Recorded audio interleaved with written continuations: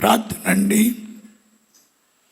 నిత్య నివాసునై, పరంధామునై, సర్వలోకాధికారినై, సకల సృష్టికి మూలకారకుడైన నేను మీ మధ్యన సంచారం చేస్తున్నాను. నా మహిమ, నా ప్రభావం మీకు పునరుత్థాన అనుభవాన్ని ఇచ్చి, మీ మనోనేత్రాలు తెరిచి, మీ ఆత్మజ్యోతిని వెలిగించి, మిమ్మల్ని అందరినీ కూడా నా ప్రియ కుమారి కుమార్తెలుగా అభిషేకించడానికి అంగీకరిస్తూ ఉన్నాను. ఇదే యెహోవాకు సర్వీసును కుందములు. ఈ రాత్రి సమయంలో దేవుడు మాట్లాడమాట, ఛీ నాకు అసహ్యం, ఛీ నాకు అసహ్యం, ఛీ నాకు అసహ్యం. మనము లోకంలో ఉన్నాం. బైబిలు వాక్యాలు వింటున్నప్పుడు, మనం ప్రార్థన చేస్తున్నప్పుడు, మనం ఏదో అలా నడుస్తున్నప్పుడు మనకి అనేకమైన సందేహాలు వస్తాయి. సందేహాలు వచ్చిన వాళ్ళు నేను ప్రథముడిని.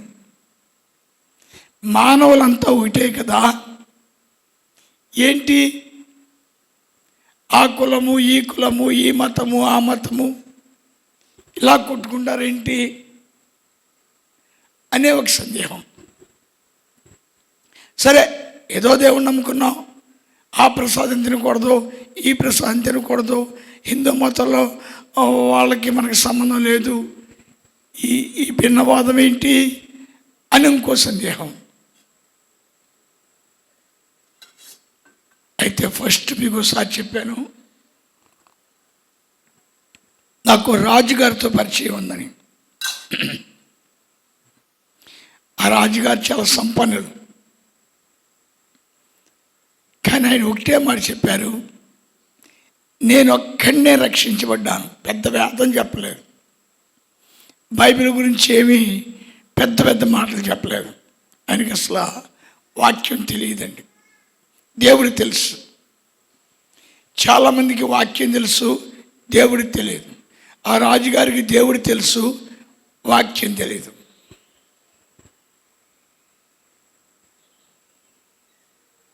ఆయన ఒకే మాట అనేవారు, నేను ఒక్కడనే రక్షించబడ్డాను, మా వాళ్ళు ఎవరు కూడా రక్షించబడలేదు, వారెవరు కూడా పరలోకానికి రాలేదు, వాళ్ళెవరు కూడా పరలోకానికి రారు. నాకు చిన్న మెదడండి, నాకు అర్థమయ్యేది కాదు. ఏం చదువుతున్న రాజుగారు, వాళ్ళు ఎవరు రారు అంటాడు, నేను ఒక్కడిని వెళ్తానంటాడు అనే ఒక ప్రగాఢమైన ఉద్దేశం నాకుండి, అయినా కానీ ఆయన అంటే నాకు ఒబిడియంట్గా ఉండేవాడు. చాలా కృతజ్ఞతగా ఆయన చెప్పే మాటలు చాలా శ్రద్ధగా వినేవాడిని. ఆయన బైబిల్లో చెప్పేవారు కాదు, లోకంలో తీసుకుని మాటలు చెప్పేవారు. హిందూ వేదం గురించి చెప్పేవారు ఆయన, అది లోక సంబంధమైన వేదం అనేవారు. భగవద్గీత అంతా కూడా సామెతలయ్యా అనేవారు. భగవద్గీతలో సత్యం లేదయ్యా అనేవారు. అలాగే ఆయన 7 వారాలకే చనిపోయారు. నేను ఒంటరివాడిని అయ్యాను. తర్వాత నేను 47 దినాలు విజయవాడ మౌన ప్రార్థనకి వెళ్ళానండి. దేవుడు నాతో మాట్లాడటం ప్రారంభించినప్పుడు, ఈ విగ్రహారాధన అంటే ఏంటి, అసలు నిజమేనా, ఈ కులాలు కరెక్టేనా, ఈ మతాలు కరెక్టేనా, ఈ విగ్రహారాధన ఉన్నదా, లేకపోతే యేసు ప్రభు యొక్క మార్గం ఉన్నదా, లేకపోతే ముస్లిం యొక్క మార్గం ఉన్నదా, ఇది ఎంతవరకు నిజము అనేది నేను మౌన ప్రార్థనలో ఉండగా తెలుసుకున్నానండి. చూద్దామండి, సరిపేయడం గ్రంథం 12వ అధ్యాయం 7వ వచనం. అంతటా పరలోకమందు యుద్ధము జరిగెను. ఎక్కడ జరిగింది? పరలోక రాజ్యంలో జరిగింది. నీకు నాకేం తెలుస్తుంది? అది ఏదో దీనికి విచిత్రం. తపస్సంపన్నులు, వేదాంతులు, కైలాసం, మరి గంగా స్నానాలు ఎన్నెన్నో ఉన్నాయి. ఈ క్రైస్తవులు ఏదో పరలోక రాజ్యము అనుకోవాలా, ఆ ముస్లిమ్స్ ఏమో దేవుడు పుడతాడు అనుకోవాలా. ఇదంతా మనకి చాలా గందరగోళంగా ఉంటుంది. వినేవాళ్ళకి తలకాయ పొట్టే, చెప్పేవాడికి తలకాయ పొట్టే. ఏదో దేవుడు చిన్నతనం పెట్టుకుంటే అయిపోదా? ఏంటి వాళ్ళు ఉన్నాడని కంచేపు, లేడని కంచేపు. ఇదిగో పరలోక రాజ్యంలో ఉన్నాడు ఈ యొక్క సాతానుడు.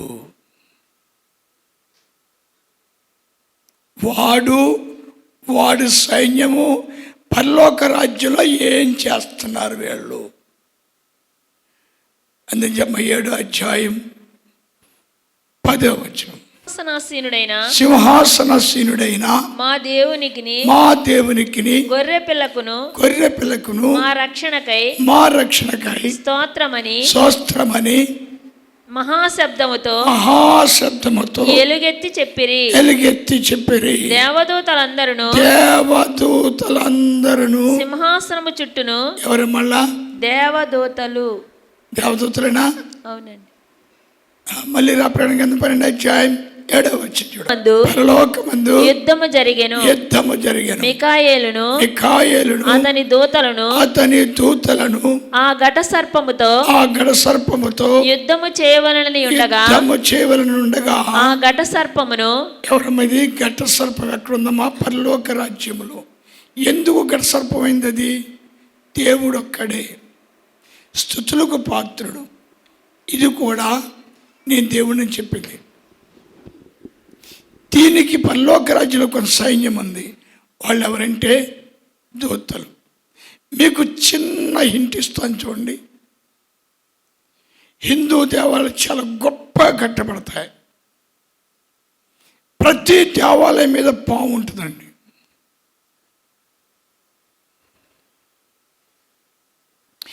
ప్రతి దేవాలయం మీద ఆ దేవతలకి, దెయ్యాలకి రెక్కలు ఉంటాయండి. చూసుకోండి, మీరు ఇప్పటికైనా చూసుకోండి. యేసు ప్రభుకి రెక్కలు లేవండి. చూస్తారు ఎప్పుడన్నా? యేసు రెక్కలు ఉన్నాయా? లేవు. ఏం చేద్దండి? శరూబులకు రెక్కలు ఉన్నాయి. వాళ్ళ దూతలు వాళ్ళు ఎక్కడి నుంచి వచ్చేసరి పరలోకం నుంచి వచ్చి విగ్రహారాధన ప్రారంభించారు. దేవుని అవమానపరచడం ప్రారంభించారు. దేవుని భూమి ఎవరిది? దేవుడిది. వీడు ఎక్కడి నుంచి వచ్చారు? పరలోకానికి భూలోకంలో పడిపోయి భూలోకంలో విగ్రహాలను ప్రారంభించి, పాము దేవుడే, కుక్క దేవుడే, నక్క దేవుడే, తోక దేవుడే, తెడ్డి దేవుడే. దేవుని అవమానపరచాలని ఒక దృఢ నిర్ణయం తీసుకున్నాడు సాతానుడు. అందుకే బైబిల్ పట్టుకున్న తర్వాత 3వ అధ్యాయము 15వ వచనంలో ఒక అద్భుతం రాసిన దేవుడు బయలుపరిచాడు. అందించు.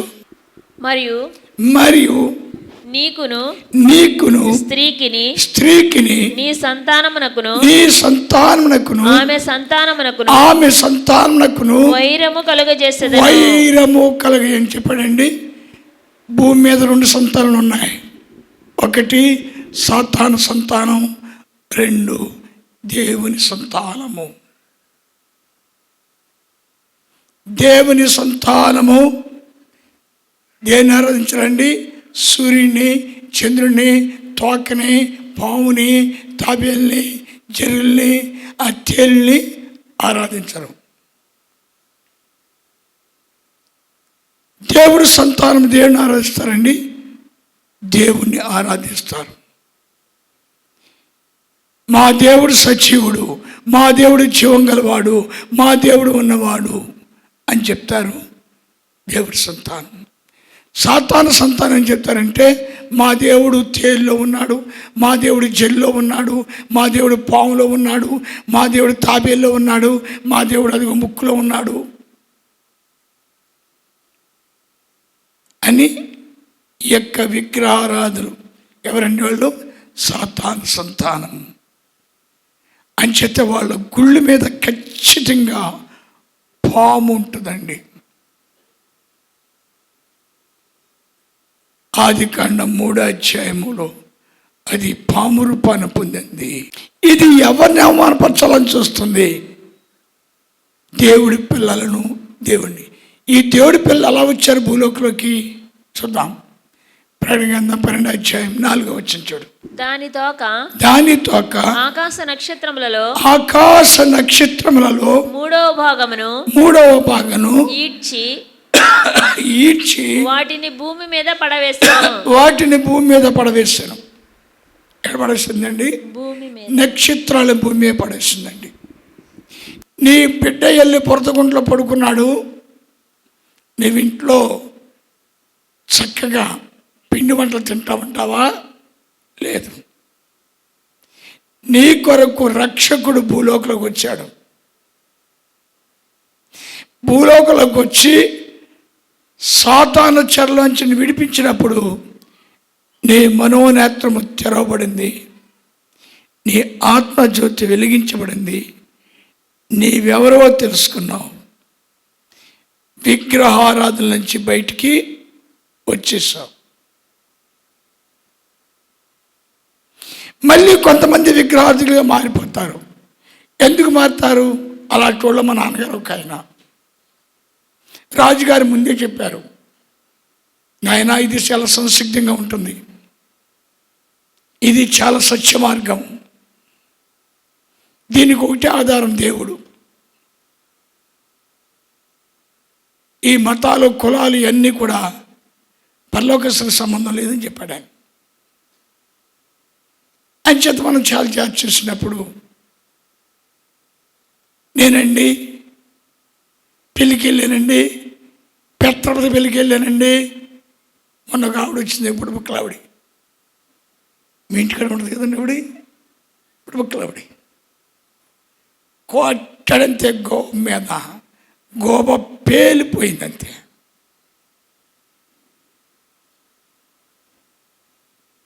మా నాన్నగారు ఎలా ఉండదో చూద్దామని నైవేద్యం తిన్నారంట. దెబ్బ గిరిగింది, కాలు మూలపడ్డాడు. అంచేత ఈ సాతాను ఏం చేస్తుంటే వలేసి పట్టుకుంటుంది ఎవరినే? దేవుడి పిల్లల్ని. ఎందుకు? వాళ్ళు ఆ దేవుడిని ఆరాధించుకుంటూ ఆ దేవుడిని స్తుతించుకుంటూ వెళ్ళిపోతున్నారు. వాళ్ళ మీద వలసరుద్ది. ఎందుకు? పాతాళాన్ని తీసుకెళ్ళాలంటండి అది. అందుకు దేవుణ్ణి నమ్ముకున్న వాళ్ళు కూడా కూడా కూడా తిరుగుద్దంట. అందుకే అపోస్తలుడు పౌలు గారు అంటాడు, మా వాళ్ళు ఎప్పుడు కూడా విగ్రహారం చేశారు గరే, మా వాళ్ళు ఎప్పుడు కూడా ఆత్మని ఆరాధించారే అన్నాడు అపోస్తలుడు పౌలు. సమరస్తులు అంది, అయ్యా ఉత్తములు, పవిత్రులు, నీతిమంతులు అదిగో అక్కడ ఉన్నారు, వాళ్ళ దగ్గరికి వెళ్ళవయ్యా. దానికి యేసు ప్రభు చెప్పిన సమాధానం, వారెవరో నాకు తెలియదు, కానీ నీలో ఆత్మ ఉంది కాబట్టి నీ దగ్గరికి వచ్చాను, నీవు నా బిడ్డవి. ఎప్పుడైతే మనోనేత్రాలు తెరవబడ్డాయో, ఆత్మజ్యోతి వెలిగించబడిందో, సమరస్త్రీ చెబుతుంది, నా దగ్గరికి రక్షకుడు వచ్చాడు. తపలు కొట్టండి. నాకు విమోచన ఇచ్చాడు. నాగసాధులు విమోచన దొరికిందని చెప్పారా? హిమాలయ పర్వతం మీద ఉన్న వాళ్ళు విమోచన దొరికిందని చెప్పారా? లేక బ్రాహ్మణోత్తములు విమోచన దొరికిందని చెప్పారా? లేక ఇస్మాయిల్ చెప్పారా? ఇజ్రాయెల్ చెప్పారా? క్రైస్తవుడు చెప్తున్నాడు. దానికి రుజువు ఏంటంటే అపోస్తలుల 2వ అధ్యాయం 36వ వచనం.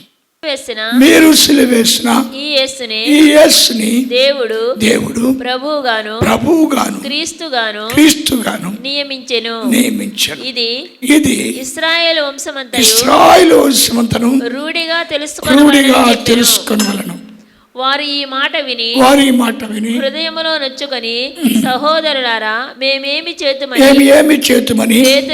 పేతురును కడమ అపోస్తలులను అడుగగా పేతురు మీరు మారు మనస్సు పొంది పాపక్షమాపణ నిమిత్తము. దేనికంటండి? జన్మ పాపము. దేనికోసం పుట్టాడట మీకు యేసు? నీ పాపాన్ని పరిహారం చేయడానికి, నీకు తిరిగి పునరుద్ధాన శక్తిని ఇవ్వడానికి, పునరుద్ధాన అనుభవంతుని పరలోక రాజ్యం తీసుకెళ్ళడానికి. నువ్వు ఏ కులంలో పుట్టినా, నువ్వు ఏ మతంలో పుట్టినా, ఏ జాతిలో పుట్టినా, నిన్ను దర్శించిన తర్వాత నీ చుట్టాలని, బంధువులను విడిచిపెట్టి నువ్వు దేవునితో సహవాసం. ఈ మతాన్ని ఏర్పరిచిన వాడు మీ పితరులా? ఈ కులాన్ని ఏర్పరిచిన వాళ్ళు మీ పితరులా? మీ నాన్న.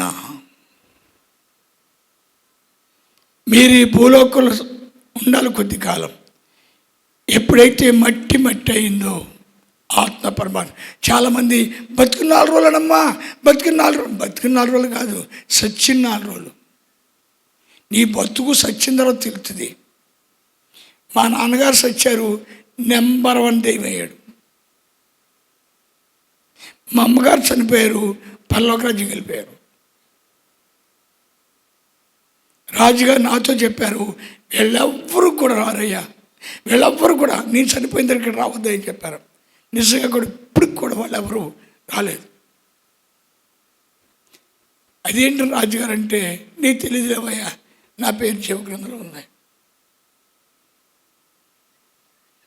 విగ్రహారాధన ఎవరు? విగ్రహారాధనకి మూల పురుషుడు ఎవరు? సాతానుడు. విగ్రహారాధన ఎవరు చేస్తారు? సాతాను సంతానము. సాతానుడు ఎవరి మీద కోపం కలుగున్నాడు? దేవుడి బిడ్డల మీద. దేవుడి బిడ్డలను అవమానపరచాలి, వాళ్ళని విగ్రహాతులుగా మార్చాలి. విగ్రహాతులుగా మార్చి ఎక్కడ తీసుకెళ్ళిపోవాలి? ఎవరు తీసుకెళ్ళాడు? ఆదాముని తీసుకెళ్ళాడు. ఇజ్రాయేల్ భ్రష్టులు చేశాడు. ఇంకో మహానుభావుని చేశాడు. చూడాడు ఎంత గమ్మత్తుగాడు. అందించరా 1 రాజులు 11వ అధ్యాయం 7వ వచనం. సొలొమోను కెమోషు అను మోయాబీల హేయమైన దేవతకును మొలెకు అను అమ్మోనీయుల హేయమైన దేవతలకు యెరూషలేము ఎదుట ఉన్న కొండ మీద బలిపీఠములను కట్టించెను. దేవుడు స్వస్థత తప్పలు కొట్టండి.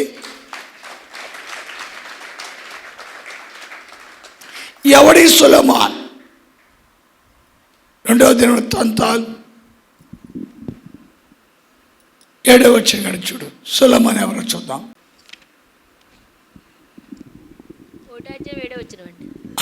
ఆ రాత్రి యందు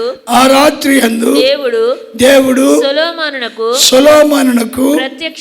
ప్రత్యక్షమై నేను నీకు ఏమి ఇయ్యగోరుదువో దానిని అడుగమని సెలవీయగా సొలొమోను దేవునితో ఇలాగు మనవి చేసెను, నీవు నా తండ్రి అయిన దావీదు ఎడల బహుగా కృప చూపి అతని స్థానమందు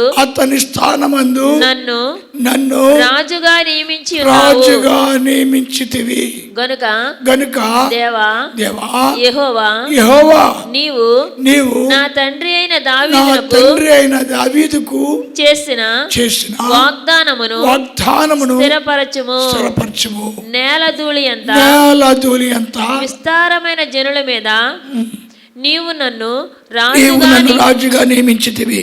ఈ నీ గొప్ప ఈ జనమునకు నీ గొప్ప జన్మనకు న్యాయము న్యాయము తీర్చా శక్తి గలవాడెవడు? శక్తి గలవాడెవడు? నేను ఈ జనుల మధ్యన ఉండి ఈ జనుల మధ్య నుండి కార్యములను చక్కబెట్టినట్లు తగిన జ్ఞానమును తెలివిని నాకు దయచేయమనెను. అందుకు దేవుడు సొలొమోనుతో ఇలాగు సెలవిచ్చెను, నీవు ఈ ప్రకారము యోచించుకొని ఐశ్వర్యమైనను సొమ్మునైనను ఘనతనైనను నీ శత్రువుల ప్రాణమైనను దీర్ఘాయువునైనను అడుగక నేను నిన్ను వారి మీద రాజుగా నియమించిన నా జనులకు న్యాయము తీర్చుటకు తగిన జ్ఞానమును తెలివిని అడిగి ఉన్నావు కాబట్టి జ్ఞానమును తెలివియు నీకు ఇయ్యబడును. ఇప్పుడు సొలొమోను అంత తెలివి గలవాడు. సొలొమోను ఏ దేవాలయం కట్టాడు? యెరూషలేము దేవాలయం కట్టాడు. దేంతో కట్టాడు? 2 లక్షల మనుగుల బంగారముతో సొలొమోను దేవాలయం కట్టాడు. సొలొమోను దేవాలయం కట్టి, సజీవమైన దేవుడా, నీ దేవాలయం తిరిగి కానీ, నీ దేవాలయంలోకి వచ్చి కానీ నమస్కరించిన వాళ్ళను కూడా క్షమించుము నాయన. మళ్ళీ యెరూషలేము దేవాలయానికి అన్యులు రాకుండా కట్టడి చేశాడు. అటువంటి సొలొమోను, అంత జ్ఞానిని సొలొమోను లాస్ట్కి సుఖాన్ని కోరుకుని అన్యులతో సవాసం చేసి దేవుడిచ్చిన 12 రాజ్యాలు కోల్పోయి కొడుకులిద్దరూ కొట్టుకుని చచ్చి, దావీదు చెప్పాడు, నీ సింహాసనం మీద 1000 తరాల వరకు నేను ఆశీర్వదిస్తున్నాను. అంటే సొలొమోనుతో దావీదు సింహాసనము తీసేయబడింది. సొలొమోను పాతాళంకి వెళ్ళిపోయాడు. అక్కడి నుంచి సొలొమోను పిల్లలు విగ్రహార్థులుగా మారిపోయారు. ఐగుప్తు నగరంలో 430 సంవత్సరాలు బానిసత్వం చేశారు. 430 సంవత్సరాలు సచ్చిన గొడ్డు మాంసం తిన్నారు. 430 సంవత్సరాలు భార్యలను అమ్మారు. 430 సంవత్సరాలు అమ్మాయిలను అమ్ముకున్నారు. 430 సంవత్సరాలు తాగుబోతులై, తిరుగుబోతులై, వ్యభిచారులుగా రోడ్లంటా తిరిగారు. క్రైస్తవుడు విగ్రహారాధన చేస్తే, క్రైస్తవుడి పేరు జీవగ్రంథంలో లేకుండా, నువ్వు పరలోకానికి రాకుండా, నీ దగ్గరికి ఆయన రాలేడు, రాజాలడు. యెషయా 53:6 మనమందరము గొర్రెల వలె త్రోవ తప్పిపోతిమి. మనలో ప్రతివాడును తనకిష్టమైన త్రోవకు తొలగెను. తమకిష్టమైన త్రోవకు తొలగిపోయి యెహోవా మన అందరి దోషములను అతని మీద మోపెను. నిన్ను రక్షించాలంటే నువ్వు ఏదో జాతిలో పుట్టావట, ఏదో కులంలో పుట్టావట, ఏదో మతంలో పుట్టావట. నిన్ను రక్షించడం కోసము ఆయన నరుడిగా పుట్టి, నిన్ను రక్షించడం కోసము ఆయన శిలువమరణం పొంది, నిన్ను రక్షించడం కోసము తిరిగి లేచి వచ్చి నీ పాపాన్ని పరిహారం చేసి ఆయన చర్చిలోకి తీసుకొచ్చాడు. 16:18 చూడు. మరియు నీవు పేతురువు ఈ బండ మీద నా సంగమును కట్టుదను. పాతాళలోక ద్వారములు దాని ఎదుట నిలువనేరవని. వచ్చిన వాళ్ళు ఎక్కడికి వెళ్ళరంటండి? పాతాళానికి వెళ్ళరంట. లూసిఫర్ సైన్యం ఎక్కడికి పాతాళానికి వెళ్తారు. మీకు కావాలంటే రుజువు చెప్తానండి. హిందువులు అంటారు ఇవిడొచ్చేస్తాడు, తీసుకెళ్ళిపోతాడమ్మా, ఇవిడొస్తాడమ్మా, తీసుకెళ్తాడమ్మా, ఇవిడొచ్చి తీసుకెళ్ళిపోతాడమ్మా, ఇవిడు మా దగ్గరికి వచ్చేస్తాడమ్మా, అయ్యి బాబోయే కళ వచ్చేస్తుందమ్మా, దునపోతమే వస్తున్నాడమ్మా. యముడు ఎవరు? లూసిఫర్. ఎక్కడ తీసుకెళ్తాడు? పాతాళము. చూడమ్మ ఒకసారి అపోస్తుల కార్యాలు 7వ అధ్యాయం 54వ వచనం చూడమ్మా.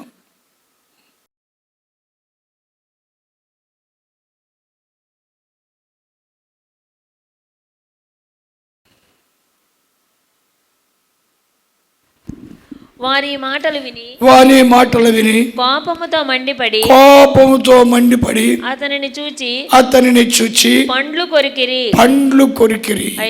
అయితే అతడు పరిశుద్ధాత్మతో నిండుకున్నవాడై ఆకాశం వైపు తేరి చూచి దేవుని మహిమకు యేసు దేవుని కుడిపార్శ్వము నుండి నిలిచియుండుట చూచాను. ఆకాశము వచ్చేసానికి ఇక్కడ రాయపడుతుంది. ఆయన శ్వాసం దిగాడు, పరిగెట్టుకొచ్చేస్తున్నాడు. అంతే, స్టెఫెన్ ప్రాణం విడిచాడు. స్టెఫెన్లోంచి పరిశుద్ధాత్మ బయటకు వచ్చాడు. భుజాన్ని వేసుకున్నాడు.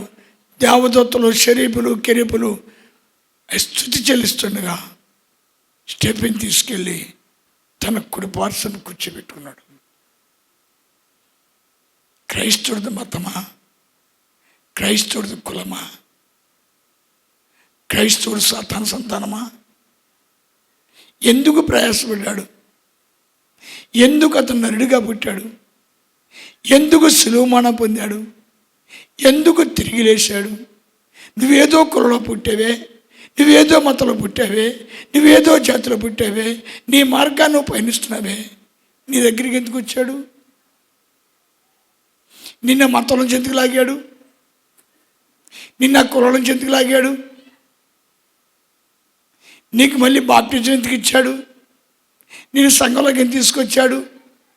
నీ చేతిలో జీవగ్రంథం ఎందుకు పెట్టాడు? నీ గురించి ఆయన పడుతున్న శ్రమ సాతానీ దగ్గర రాకుండా, నువ్వు పాతాళానికి వెళ్ళకుండా నీ గురించి ఆయన పడుతున్న శ్రమ.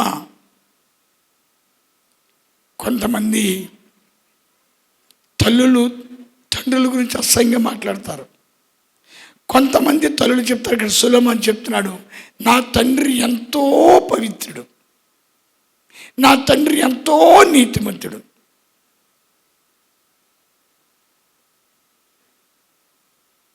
అదే మరి సౌలు రాజు కొడుకు, నా తండ్రి పాపి మరణం పొందుతాడు, నా తండ్రి అతని వల్ల వంశం నాశనమైపోద్ది. యోనతాను దావీదుతో చెప్పాడు, నా తండ్రి పాపి, నా తండ్రి వల్ల మేమందరూ కూడా నాశనం అయిపోతాం. అందుకు నా ప్రియ చెల్లి, నా ప్రీతముడా, నీ మనోనేత్రాలు తెరవబడిపోతే నువ్వు సాతాను చేతిలో చిత్తుగా ఓడిపోతావు. నీ ఆత్మజ్యోతి వెలిగించబడకపోతే, ఒకవేళ గనక అబ్రహాంతో చెప్పాడు, సుంతి చేయించుకోకుండా ఎవరు కూడా నీ వంశంలో ప్రవేశించడానికి లేదు. బాప్టిజం తీసుకోకుండా ఎవరు క్రైస్తవులుగా మారటానికి వీల్లేదు. సుంతి చేయించుకున్న వాళ్ళు అబ్రహాం సంతానం, వాళ్ళకి దేవుడు యెహోవా. బాప్టిజం తీసుకున్న వాళ్ళకి తండ్రి దేవుడు. యేసు ప్రభు వారు తండ్రి అయిన దేవుడు, నరుడిగా పుట్టి నరుడైన దేవుడు, శిలువ పొంది తిరిగి లేచి నిన్ను వెతుక్కుంటా వచ్చి నీ పాపాన్ని భరించి, నీ శాపాన్ని భరించి, నీకు విమోచన ఇచ్చి నిన్ను కౌగిలించుకున్నాడు.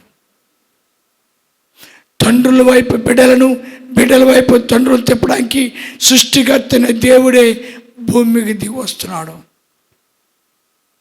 భూమి మీద ఏమున్నది? విగ్రహాలు ఉన్నది. ఈ విగ్రహారాధన ఎవరిది? లూసిఫర్ది. లూసిఫర్ ఎవరు? సాతానుడు. విగ్రహారాధన ఎవరు చేస్తున్నారు? సాతాను సంతానము. నీవు కూడా ఆన్నే ఆరాధిస్తున్నావు, నీవు కూడా ఆన్నే కనపరుస్తున్నావు. కానీ మహాతండ్రి ప్రత్యక్షమయ్యాడు. నువ్వు సాతాను బిడ్డవు కావు, నా బిడ్డవి. నువ్వు పాతాళస్తుడు కావు, నువ్వు పరలోకానికి వచ్చావు. ఈ వేదము తపస్సులు చేసేవాళ్ళకి కానీ, యజ్ఞాలు చేసేవాళ్ళకి కానీ, బ్రాహ్మణోత్తములకు కానీ ఎవ్వరికీ తెలియదు. ఇది ఓన్లీ దేవుడి పిల్లలకే తెలుస్తుంది. ఎందుకు తెలుస్తుంది? యెషయా 11 యెషయా మొద్దు నుండి చిగురు పుట్టును. ఖచ్చితంగా చెప్తున్నాడు, నీలో ఆత్మ ఉంటేనే దేవుడు నీ దగ్గరికి వస్తాడు. అందించమ్మా. వాని వేరుల నుండి అంకురము ఎదిగి ఫలించును. ఎప్పుడైతే దేవుడు వచ్చాడో తిరిగి ఏళ్ళు పాతుకుని చిగిరిస్తట. చిగిరించి అప్పటిదాకా భక్తులుగా ఉన్న ఆ మనిషి ఇప్పుడు భక్తులుగా మారుతాట, నీతిమంతులుగా మారుతాంట, యథార్థపడిగా మారుతాంట, భయభక్తులు గలవాడుగా ఉంటాంట. అందించి జపన్య 3:13 ఇశ్రాయేలీలలో మిగిలిన వారు పాపము చేయరు. తపలగొట్టు. అప్పటిదాకా తాగుబోతుగా, తిరుగుబోతుగా, వ్యభిచారిగా ఉండొచ్చు, లేకపోతే కొన్నేళ్ళలాగా ఏదో మహాభక్తులుగా ఉండొచ్చు. కానీ ఎప్పుడైతే దైవ దర్శనం పొందిందో ప్రార్థన ప్రారంభిస్తారు. ప్రార్థన ఆయుధం. ప్రార్థన పేజెత్తి ఎవరికి భయం అండి? సాతానికి భయం. అందుకే సాతాను సంతానం పూజలు, యజ్ఞం, యాగం, క్రతువులు, పూజలు చేస్తారు. దేవుడి పిల్లలు ప్రార్థిస్తూ ఉంటారు. ప్రార్థన చేయటం వల్ల ఏం ప్రారంభమవుతుందండి? ఆశీర్వాదము. 1 నీకు ముందు ఆరోగ్యం వస్తట, 2 ధనధాన్యాలు వస్తాయంట, 3 కుటుంబం కట్టబడదంట, 4 ఆత్మజ్యోతి వెలిగించబడి ప్రధాన శక్తిని పొందుకుంటావంట. ఇక నువ్వు ఎవరితో కలిసి ఉంటావు? అందించావు. అబద్ధమాడరు కపటములాడు నాలుక. అబద్ధమాడబడదు. మరి చూస్తూ ఉంటాం కదా, మహాభారతం అంతా చూసినప్పుడు, రామాయణం అంతా చూసుకున్నప్పుడు, విష్ణు పురాణం చూసినప్పుడు వాళ్ళు అసలు ఎందుకు ఆ వేదాలు అలా రాశారు? ఎందుకు అంత మోసకరంగా రాశారు వాళ్ళు? శివుడంట ఎవరితోనూ ఇచ్చేస్తాడుగా. ఎవరు చూశారంట? పార్వతి చూసిందంట. పార్వతి చూసి శివుని శపించిందంట. రాముడికి అనుమానం వచ్చి భార్యను తీసుకెళ్ళి అగ్నిగుండం ఎక్కించాడట. ఇలాంటి పనికి మాలి అన్నీ కూడా అడవిడుకుంటాడు. ఎక్కడ చూడండి, అప్పటిదాకా మోసకరంగా ఉన్న దేవుని బిడ్డలు నీతిమంతులుగా మారిపోతారట, యథార్థపరులుగా మారిపోతారట, దేవుని ముఖాముఖిగా చూస్తారట, దేవుని ముఖాముఖిగా నాన్న అని పిలుస్తారట, అయ్యా దేవుడితో నిత్య సవాసం చేస్తారట. ముందుకెళ్ళు. కపటములాడు నాలుక వారి నోట ఉండదు. వారు ఎవరి భయము లేకుండా, ఎవరు ప్రార్థన చేసే వాళ్ళకి ఎవరికి భయం ఉండదు. ఎంచదంటే ఎప్పుడైతే స్తుతి చేస్తావో నీ దగ్గరికి సాతానుడు రాలేడు, నీ దగ్గరికి రోగం రాదు, నీ దగ్గరికి దరిద్రం రాదు, నీ దగ్గరికి దుఃఖం రాదు. నీవు నిరంతరము ఆశ్రయించబడుతూ ఉంటావు, నిరంతరము గణపరచబడుతూ ఉంటావు. నీ తండ్రి నీతో ఉంటాడు. అందించు. ఎవరి భయము లేకుండా ఎవరు భయము లేకుండా విశ్రాంతి గలవారై విశ్రాంతి ఎలా ఉంటారండి? అన్నపానములు పుచ్చుకొందురు. ప్రశాంతమైన జీవితాన్ని జీవిస్తారు. భయం ఉండదంట. ఇంకా నిర్భయంగా చెప్తారంట, సియోను దేవుడు మా దేవుడు, యెరూషలేము దేవుడు మా దేవుడు, సృష్టికర్త అయిన తండ్రి మా తండ్రి. అయ్యా, మా తండ్రి యొక్క మరి కృప మా మీద ఉంది కాబట్టి మేము నరులుగా పుట్టినా, మేము తల్లి గర్భానికి వచ్చినా, మేము శాపగ్రస్తులుగా మారిపోయినా మా శాపమంతా మోసి, మా పాపమంతా మోసి మాకు విమోచన ఇచ్చి ఆయన మాతో ఉన్నాడు. ఏ భయము లేకుండా పెద్ద మంత్రాలు చదవరంట. కౌశల్య సంధ్యా ప్రవర్తతే బోలని శ్లోకాలు చదవరట, బోలని జ్ఞానాలు చదవరట. ఒక్కటి మనస్సు నిండా దేవుని స్తుతి చేస్తూ ఉంటారట. నేను విడిచిపెట్టినా నా తండ్రి విడిచిపెట్టలేదు. నేను ఈ లోకంలో యాత్రికుడను. ఈ లోకంలో పుట్టాను కాబట్టి నాకు భార్య ఉంది, ఈ లోకంలో పుట్టాను కాబట్టి నాకు భర్త ఉన్నాడు, ఈ లోకంలో పుట్టాను కాబట్టి పిల్లలున్నారు. అందుకే మత్తాయిలు అంటాడు, అత్తకి కోళ్ళకి వైరం పెట్టడానికి, భార్యాభర్తలిద్దరికి వైరం పెట్టడానికి వచ్చాను నేను, అగ్గిని చల్లార్చడానికి రాలేదు. ఎవరి పేరైతే జీవగ్రంథంలో ఉందో వారు ఎక్కడున్నా ఎలా ఉన్నా పట్టుకుంటారంటే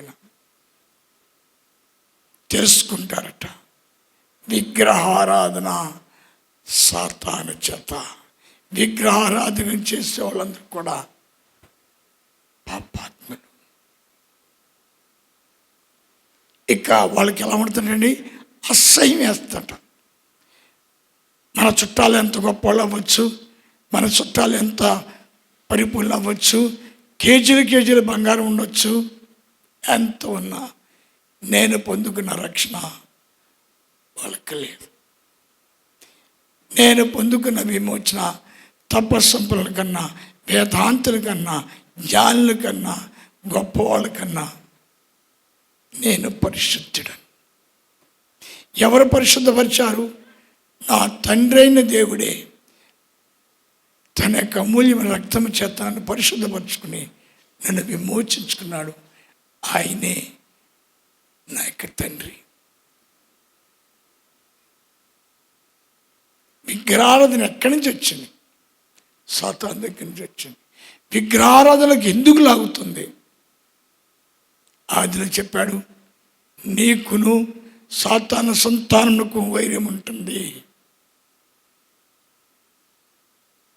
ఎప్పుడు కూడా సాతానుడు మనల్ని అవమానపరచాలని, మనల్ని పాతాళానికి తీసుకెళ్ళాలని, మనల్ని పాతాళంలో బంధించాలని 1000 సంవత్సరాలు ఆదాం పాతాళంలో ఉండిపోయాడు. నిన్ను కూడా 1000 సంవత్సరాలు పాతాళంలో బంధించాలని గొప్ప ఆలోచన. ఎప్పుడైతే నువ్వు దేవుడి బిడ్డగా మారుతావో, నీవెవరో తెలుసుకుంటావో, నీ యొక్క దేవుడు ఎవరో తెలుసుకుంటావో, అసహించుకుంటామంటాం. అది నీ తల్లి అవ్వచ్చు, నీ తండ్రి అవ్వచ్చు, నీ చుట్టాలు అవ్వచ్చు, నీ బంధువులు అవ్వచ్చు. వాళ్ళు చూసి అసహించుకుంటామంట. నీ తండ్రి యందు నువ్వు ఆనందిస్తూ ఉంటామంట, మురిసిపోతూ ఉంటామంట. అందుకు నా ప్రియ చెల్లి, సొలొమోను లాంటి గొప్ప రాజుని, గొప్ప పరిశుద్ధుని చాలామంది మేము దేవుడు నమ్ముకున్నాం, హ్యాపీ. నీ తను అయిన తర్వాతే చెప్పు, నువ్వు నీ మనువు పూర్తి అయిన తర్వాత చెప్పు. కేవలం ఎలా వేస్తుందో తెలియదు.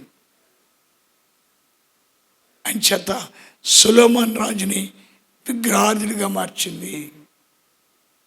సొలొమోను రాజుని పాతాళం తీసుకెళ్ళింది. ఆదాముని సాతాను సంతానంగా మార్చింది. ఆదాముని పాతాళానికి తీసుకెళ్ళింది.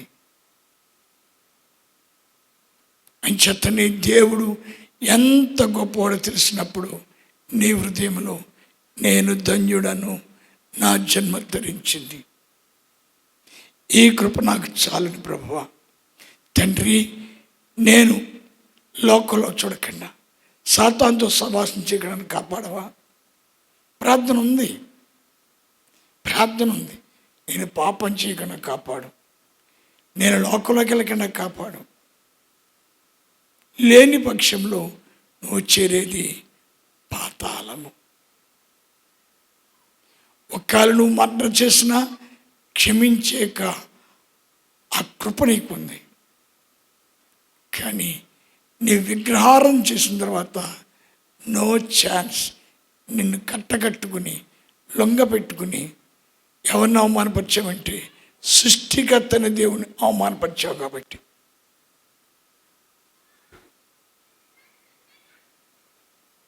మాకు తప్పదండి అని మీరు చెప్పచ్చు. దానియేల్, అబేద్నెగో, షడ్రక్, మేషక్ వీరందరికి కూడా, యేసుకి వీళ్ళందరికీ కూడా ఆటంకాలు ఎదురైనాయి. కానీ సాతాను చేతులు చిక్కుపడలేదు, సాతానికి లోబడలేదు. ఇజ్రాయేల్ రానంటది ఎల్షార్ మీ ఇస్రాయిల్. ఏలి అంటాడు, దొంగ ముండక నీ సంగతి చూస్తాను చూడు, ఏం చేస్తానో చూడు, నీ సంగతి చూస్తాను చూడు. నీ రక్తం కుక్కలు కూడా నాకు దమ్ముంటే చూడా అన్నాడంతే. పందెం వేశాడు. 400 మంది హైందవ సిద్ధాంతులు చంపేశాడు ఏలి. అంచేత వైరం ఉంటుందా? హిందువులకి మనకి, అన్యులకి మనకి వైరం ఉంటుందా? వైరం ఉంటుందని మీ నాన్న చెప్పాడు. వైరం ఉంటుందని నిన్ను విడిపించిన మీ నాన్న చెప్పాడు. వాళ్ళతో యుద్ధం తప్పదు, సాతానుతో యుద్ధం తప్పదు, సాతాను జయించాలని చెప్పాడు ఖచ్చితంగా. అంచేత నా పిల్లరా, నాకు అసహ్యం. ఎప్పుడైతే నువ్వు దేవుణ్ణి నమ్ముకుని దేవుడి బిడ్డవై ఎప్పుడైతే అన్యులతో సహవాసం చేయడం ప్రారంభిస్తావో దేవుడు సొంత బిడ్డే అసహించుకుంటాడు. అయ్యో సోదరు కళ్ళ పడ్డాడు అనుకోడండి, అసహించుకుంటాడు. ఇక నీ జోలికి రాడంటాం. మళ్ళీ పునరుద్ధాన శక్తి చాలామంది చెప్తూ ఉంటారు. మన రంగారావు గారు చెప్పాను అయిపోతాడు అబ్బాయిని, అయిపోయాడు. అలా అనేక మంది. మన నాగరాజు గారి ఇంటికాడ ఒక కాపులు ఆవిడి శుద్ధాగా పెత్తరుగుదలిందండి. దెబ్బకు వచ్చింది క్యాన్సర్.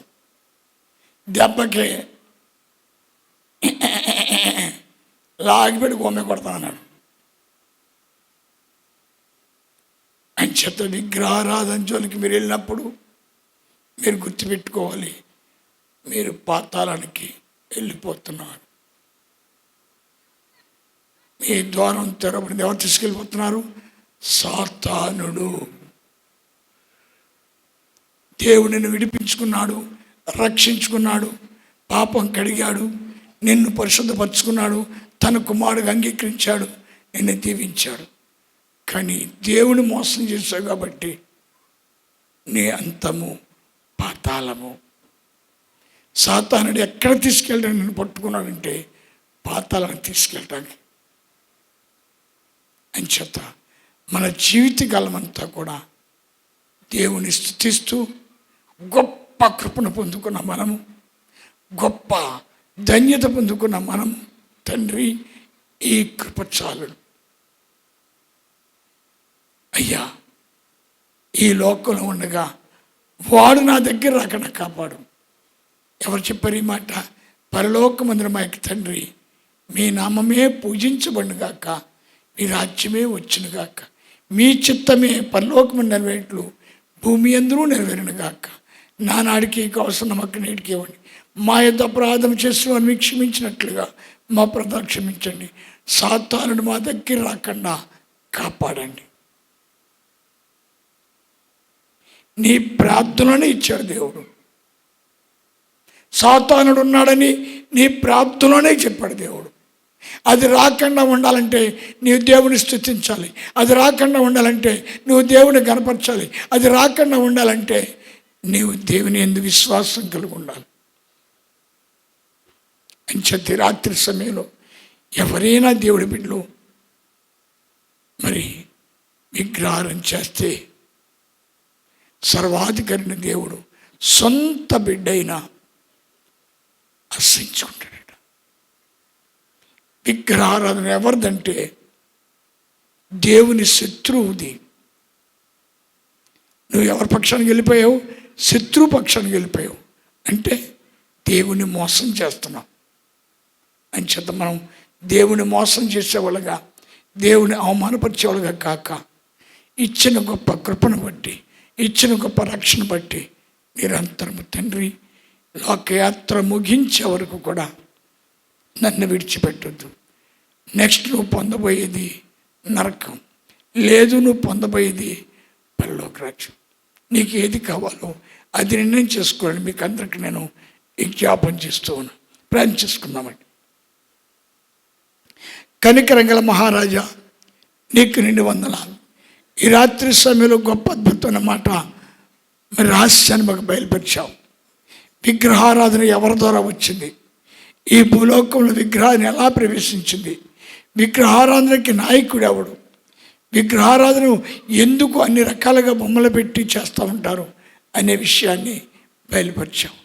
ఎవరైతే దేవుడి బిడ్డలై ఉన్నారో విగ్రహారాధన చేసినప్పుడు వాళ్ళు దేవునికి ఉగ్రత పాత్రలు అవుతారన్నావు.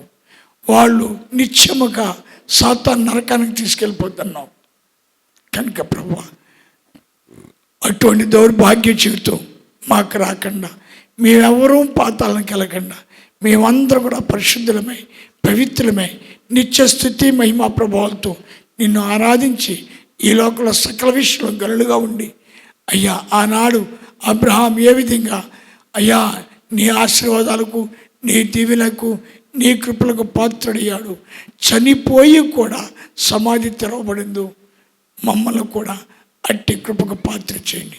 అబ్రహాంకి ఇచ్చిన విశ్వాసం, అబ్రహాంకి ఇచ్చిన నీతి, అబ్రహాంకి ఇచ్చిన భక్తి మాకు కూడా ఇచ్చి మమ్మల్ని కూడా అబ్రహాం సంతానంలో గణపరిచి దీవించమని నీ ప్రేమ కలిసి ప్రసరిపిస్తూ యేసునామమున బతిమాలి వేడుచున్నాం తండ్రి, ఆమేన్. పరలోకమందున తండ్రి, మీ నామమే పూజించబడుగాక, మీ రాజ్యమే వచ్చునుగాక, మీ చిత్తమే పరలోకము నెరవేట్లు భూమి ఎందరూ నెరవేరునుగాక. నానాడికి కోసం మక్కనిటికి ఇవ్వండి. మా ఎంత అపరాధము చేసిన వాడిని మేము మన్నించినట్లుగా మా అపరాధాలు మీరు మన్నించండి. మమ్మ శోధన ఎందుకు ప్రవేశించినాక కీడుని రక్షించండి. ఆమేన్. జీవం గల తండ్రికి 2 వందనాలండి. మీ అందరికీ నా ప్రియ వందనాలు చేస్తున్నాను.